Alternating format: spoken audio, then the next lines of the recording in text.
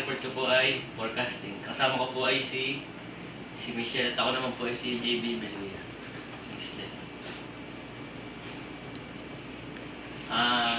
Meron po tayong tatlong common forecasting methods. Number 1, EAC forecast for ETC work performed at the budgeted rate. Assume that the remaining work will be completed at the budgeted rate.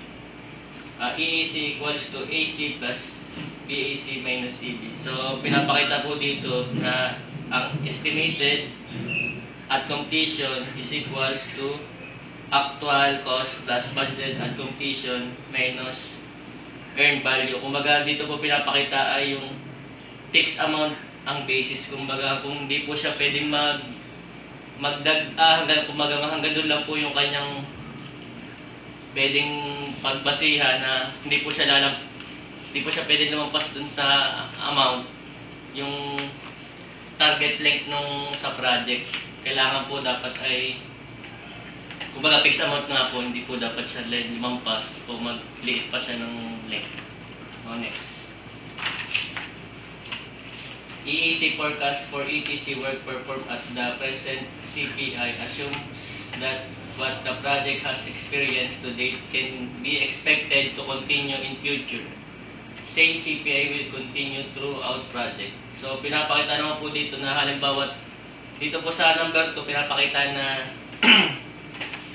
yung natapos na project ay hindi pa po yun yung pinaka-full width. Kumbaga, pwede po siyang i-continue sa for future. Halimbawa po, may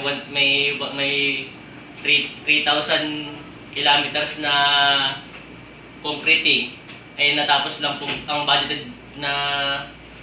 budget lang po dun sa project na yun ay 1,000 kilometer lang na amount niya. Halimbawa po ay 100 million. Kumbaga, hindi pa po yun yung end. Kumbaga, pwede po siyang i-continue hanggang sa pangatlong taon. So, yun po yung number 2. Pangatlo. EAC forecast for ETC work considering both SPI and CPI factors. ETC work will be performed at the efficiency rate that considers both the cost and the scheduled performance indices. Dito po pinapakita naman sa formula na to na EAC equals to AC plus BAC minus B all over cumulative CPI times cumulative CPI. Ito pinapakita naman po dito na kumbaga yung cost and schedule of performance po nung dito po pinapakita yung monitor cost performance to identify the variance and monitor performance against expenses. Thank you.